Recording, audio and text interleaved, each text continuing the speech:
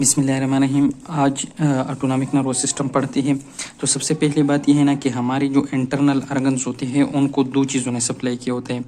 एक endocrine system है और एक ऑटोनॉमिक नर्वस सिस्टम है। जो एंडोक्राइन सिस्टम है वो थ्रू द हार्मोन्स काम करते हैं और हमारे डिफरेंट टिश्यूज और ग्लैंड्स को इफेक्ट करते हैं, लेकिन वो हार्मोन्स रिलीज करते हैं पहले किस चीज़ में, ब्लड में, और वो ब्लड जाते हैं तो इसीलिए ब्लड उसे ले जाते हैं अपने टारगेट टिश्यूज तक।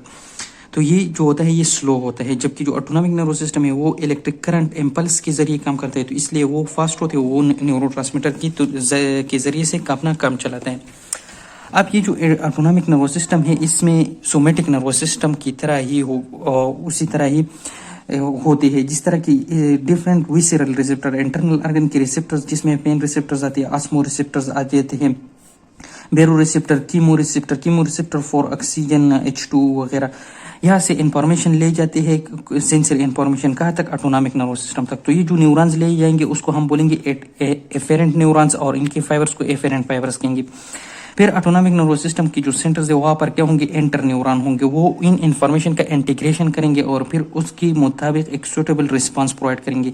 ये सूटेबल रिस्पांस जाएंगे थ्रू द इफेरेंट नर्व्स या इफेरेंट न्यूरॉन्स के जरिए जाएंगे कहाँ, ग्लैंड्स को और मसल को। चूंकि ऑटोनॉमिक नर्वस सिस्टम है तो कहाँ जाएंगे, कार्डिक मसल्स को जाएंगे और स्मूथ मसल्स को ये रिस्पॉन्स जाएंगे। तो this were our short review of autonomic nervous system. अब इसका ऑर्गेनाइजेशन है यानी कि क्लासिफिकेशन। ये क्लासिफिकेशन किस बेसिस पर, एक एनाटॉमिकल लोकेशंस पर है, क्योंकि ये कौन सी जगह में एराइज होते हैं और कहाँ ये सप्लाई करते हैं। दूसरा, इनका जो न्यूरोट्रांसमीटर होता है वो डिफरेंट होता है, सही है। तीसरा, फिजियोलॉजिकल इफेक्ट डिफरेंट होती है। तो इस लिहाज से इनको दो में डिवाइड किया गया है। एक को बोलते हैं सिंपैथेटिक नर्वस सिस्टम, दूसरे को बोलते हैं पैरासिम्पैथेटिक नर्वस सिस्टम। अब ये जो सिंपैथेटिक नर्वस सिस्टम है ये क्या करते हैं, हमें फ्लाइट और फाइट रिस्पॉन्स के लिए तैयार करते हैं जब हम नॉर्मल रेस्टिंग कंडीशन में ना हो, हमें कोई एक्सीडेंट का सामना हो। दूसरे जो पैरासिम्पैथेटिक है ये हमें रेस्ट और डाइजेशन की एक्टिविटी होती है उस टाइम ये एक्टिव होते हैं। असल में बॉडी में ये दोनों फायर्स करते हैं, लेकिन जब फ्लाइट एंड फाइट की जरूरत हो सिंपैथेटिक नर्वस सिस्टम ओवरकम कर देते हैं पैरा, और जब रेस्ट और डाइजेशन की कंडीशन हो उसमें पैरासिम्पैथेटिक फिर डोमिनेंट हो जाते हैं सिंपैथेटिक पर। तीसरा, ये जो सिंपैथेटिक नर्वस सिस्टम है ये लार्ज होता है from the parasympathetic nervous system और ये डिफ्यूज्ड होता है, मतलब इसका जो डिस्ट्रीब्यूशन होते हैं वो बहुत वाइड होता है, इसी वजह से इनका जो इम्पल्स होते हैं वो शार्प नहीं होती। जबकि पैरासिम्पैथेटिक इसका जो डिस्ट्रीब्यूशन है वो स्मॉल होते हैं और इसका इसी वजह से इनका जो इफेक्ट्स होंगे वो शार्प होंगे। अब आ जाते हैं सिंपैथेटिक नर्वस सिस्टम पर। तो सबसे पहली बात यह कि सिंपैथेटिक नर्वस सिस्टम का सप्लाई कहा जाता है हार्ट में, लंग्स में, हेयर फॉलिकल्स में, स्वीट ग्लैंड्स में, ब्लड वेसल्स की जो स्मूथ मसल्स होती है वहाँ पर जाती है। इसके अलावा जो एब्डोमेन और पेल्विक रीजन में विसेरा है उन रीजन को सप्लाई करता है। अब ये क्या करेगा कि जो ऑर्गन्स रिक्वायर्ड हो उस फाइट एंड फ्लाइट रिस्पांस में, तो उनको क्या करेंगे, ये ब्लड सप्लाई ज़्यादा करेंगे। तो इसकी वो कौन सी रीजन है, स्मूथ मसल्स है, हार्ट है और ब्रेन भी उसमें आ जाता है। लेकिन कम किस रीजन्स को करेगा, ये जो हमारे स्केलेटल मसल्स हो उसकी विसल को डायलेक्ट करेगा ताकि वह ब्लड ज़्यादा जाए, लेकिन जो स्किन की विसल्स है उनको कंस्ट्रक्ट करेगा ताकि वहाँ पर ब्लड कम रहे, तो वहाँ पर उसकी वही कंस्ट्रक्शन की वजह से क्या हो जाता है, ब्लड प्रेशर ज़्यादा हो जाता है। और इसके अलावा जो इंटेस्टाइन्स होते हैं वहाँ की विसल्स को भी कंस्ट्रक्ट कर देते हैं, लेकिन जो हमारा हार्ट रेट है ना, हार्ट की रिदम को उसको इंक्रीज कर देता है, हमारे प्यूपिल को डायलेट कर देते हैं। और इसके अलावा जो हमारे इंटेस्टाइन है, ब्लैडर है, जो यूरिनरी ब्लैडर है और ब्रोंकाई है, वहाँ की मसल्स को डायलेट कर देते हैं, उनको इनहिबिट कर देते हैं ताकि इस टाइम हमें तो एयर ज़्यादा मिले। इसके अलावा हमसे यूरिनेशन ना हो जाए और हमारे जो इंटेस्टाइन से डिफिकेशन ना हो जाए, और हमारे जो स्पिंक्टर्स मसल्स होते हैं उनको भी क्लोज कर देती है। और जो हेयर्स फॉलिकल्स को सप्लाई करती है वहाँ से क्या करते हैं, ये स्वेटिंग काज कर देते हैं। जो स्वीट ग्लैंड्स होते हैं वहाँ से स्वेटिंग काज कर देते हैं और हेयर फॉलिकल्स की वजह से क्या करते हैं, हमारे हेयर को इरेक्ट कर देती है, सही है। अब इसका पाथवे क्या है, ये हमारा हाइपोथैलेमस है। हाइपोथैलेमस की जो पोस्टीरियर और लेटरल रीजन होते हैं उससे इनके फाइबर्स एराइज हो जाती है और ये नीचे आ जाती है कहाँ पर, जो हमारे T1 का सेगमेंट है स्पाइनल कॉर्ड से, उससे लेकर L2 और कभी कभार L3 तक की जितनी भी लोअर मोटर न्यूरॉन्स होती है ना, उनको क्या करते हैं, ये उनके साथ साइनेप्स कर देते हैं, उन पर ओवर फायर कर देते हैं और फिर वहाँ से ये जो आउटवर्ड फाइबर्स जाते हैं ये फर्दर सप्लाई करते हैं डिफरेंट ऑर्गन्स को। अब अगर हम यहाँ पर एक क्रॉस सेक्शन ले लेना तो फिर किस तरह होता है, तो ये इस तरह होगा। ये हम हमारे साथ डिफरेंट क्रॉस सेक्शंस हैं। एक बात यह है ना कि इस स्पाइनल कार्ड की दोनों साइड्स पर ये जो ब्लू वाले सर्कल से इस तरह की गैंग्लियन पड़े रहते हैं और ये एक दूसरे के साथ क्या है इंटरकनेक्ट होते हैं। इनको बोलते हैं सिंपैथेटिक ट्रंक या पैरावर्टिब्रल गैंग्लियन। और कुछ गैंग्लियन दूर जाकर हमारे जो ऑर्गन्स होते हैं उनके साथ सोते हैं, उसको बोलते हैं प्रीवर्टिब्रल गैंग्लियन। सही है। तो अब ये पढ़ते हैं क्या होता है ना कि जो लोअर मोटर न्यूरॉन थी वो सिंपैथेटिक सप्लाई के लिए इस जो लेटरल कॉलम होते हैं ना ये वाला इस रीजन में होती है, और इनसे जो फाइबर्स होती है वो निकल कर जाती है थ्रू द एंटीरियर ग्रेहान, जाती है कहाँ पर, इस तरह जो ट्रंक से, और फिर पोस्टीरियर रेमाई में जाती है और कुछ एंटीरियर रेमाई में। पोस्टीरियर रेमाई वाले पोस्टीरियर वाल को और एंटीरियर रेमाई वाले एंटीरियो लेटरल वाल को सप्लाई करते हैं। अब कुछ फाइबर्स इनसे आकर जाते हैं कहाँ पर, इस गैंग्लियन में जो पैरावर्टिब्रल गैंग्लियन थे इसमें इनकी डिफरेंट गैंग्लियंस होते हैं, उनके साथ साइनेप्स कर देते हैं। तो ये जो फाइबर्स होते हैं ये बहुत ज्यादा माइलिनेटेड होते हैं और ये इन्हीं न्यूरॉन से आ गई। इसको बोलते हैं व्हाइट रेमाई या सिंपली व्हाइट रेमस। अब यहाँ तक ये जो फाइबर्स आ गई ना इस गैंग्लियन तक, ये है प्री गैंग्लियनिक फाइबर्स। फिर इनसे और ये यहाँ पर क्या रिलीज करने है, जो न्यूरोट्रांसमीटर है वो एसिटाइल कोलिन रिलीज करता है। सही है। फिर इससे जो फाइबर्स निकलेंगे इनकी न्यूरॉन से वो पोस्ट गैंग्लियनिक फाइबर्स होंगे और वो वापस इस ही नर्व्स के साथ शामिल हो जाएंगे। फिर कुछ पोस्टीरियर और कुछ एंटीरियर में जाएंगे। ये जो फाइबर्स का बंडल है ना इसको ग्रे रेमस कहते हैं, क्योंकि ये क्या होते हैं, ये नॉन माइलिनेटेड होते हैं।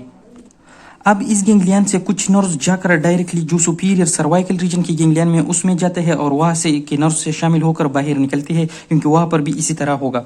और कुछ इससे नीचे आकर एक सेगमेंट भी आ सकते हैं और दो सेगमेंट भी जो हमारा सेक्रल और लंबर रीजन होगा ना उसमें आ जाते हैं और यहाँ पर फिर इन न्यूरॉन्स के साथ क्या करते हैं, निकलते हैं। जब ये इनके साथ निकल जाएंगे ये जो सिस्टम सिंपैथेटिक नर्व सिस्टम जो चीजें सप्लाई करेगा वहां तक ये जाएगा।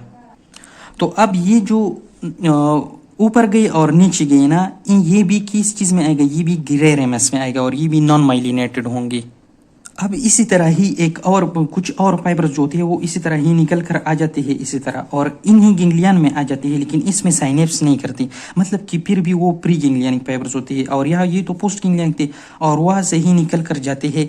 ये जो फाइबर्स होंगी इनकी अलग अलग नाम दिए गए हैं, फिर इनको जो डायरेक्टली जाते हैं इनको कहते हैं ना, इनमें एक होता है ग्रेटर स्प्लैंक्टिक नर्व, एक को कहते हैं लेजर स्प्लैंक्टिक नर्व, एक को लोएस्ट स्प्लैंक्टिक नर्व और तीसरी को चौथे को लीस्ट स्प्लैंक्टिक नर्व कहते हैं।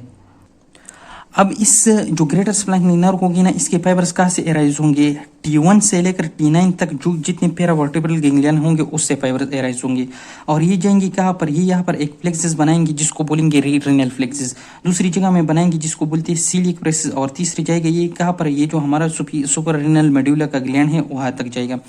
तो ये रीनल प्लेक्सिस फिर सप्लाई करेगा किडनी को। सही है। और ये जो सीलिक प्लेक्सिस है ये हमारा फोरगट जो कि स्टमक वगैरह आते हैं एसोफेगस और हैंड गट जिसमें ग्रेट इंटेस्टाइन के पार्ट आती है उनको सप्लाई करता है।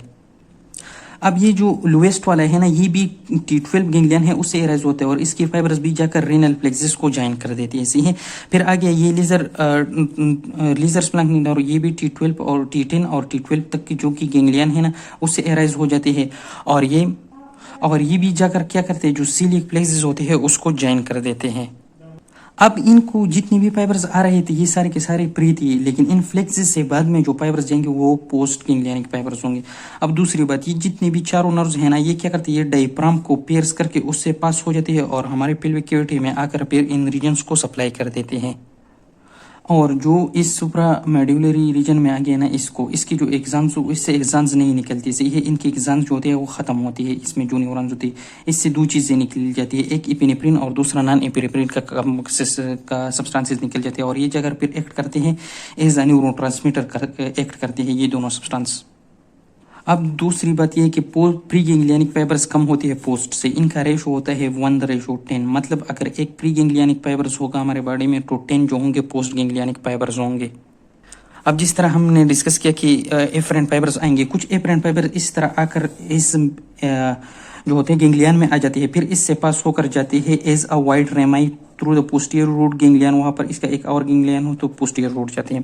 और कुछ जो होते हैं ना वो डायरेक्टली इन्हीं के जरिए आ जाता है पोस्टीरियर, यहाँ पर इनका गैंग्लियन होते हैं फिर पोस्टीरियर गैंग्लियन में जाते हैं, लेकिन मोस्टली इसी तरह आती है और अपने पैरावर्टिब्रल गैंग्लियन में साइनेप्स करता है और फिर उनसे फाइबर्स निकल कर जाते हैं कहाँ तक, posterior root of the spinal cord में।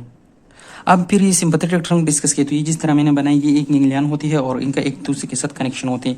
लेकिन जो निक रीजन में होती है वहाँ पर जो गैंग्लियन का बंडल होते हैं वो किस तरह होते हैं, उसमें 3 होती है, जबकि थोरेसिक रीजन के बंडल में 11 to 12 गैंग्लियन होती है। लंबर और सेक्रल रीजन में 4 to 5 गैंग्लियन पाई जाती है। लेकिन इन रीजन में इनका पोजीशन बदलता है। लेट से ये क्या है, ये वर्टिब्रे, ये इनके प्रोसेस है।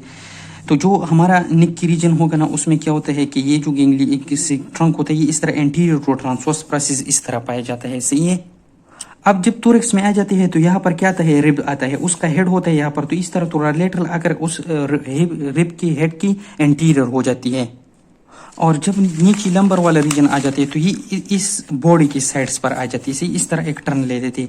और जब बहुत नीचे सेक्रल और रीजन में हम जाए तो फिर ये जो हमारा सेक्रल तो एक बूंद बनाती है, तो उस बूंद के आगे पड़ा रहता है। ये इनकी पोजीशन थोड़ा अलग थे। और ये जो सबसे नीचे जाते हैं तो कुछ गैंग्लियन एक दूसरे के साथ मिक्स हो जाती है और एक बड़ा गैंग्लियन बना देते हैं, उसको बोलते हैं गैंग्लिया एम्पार इस तरह का।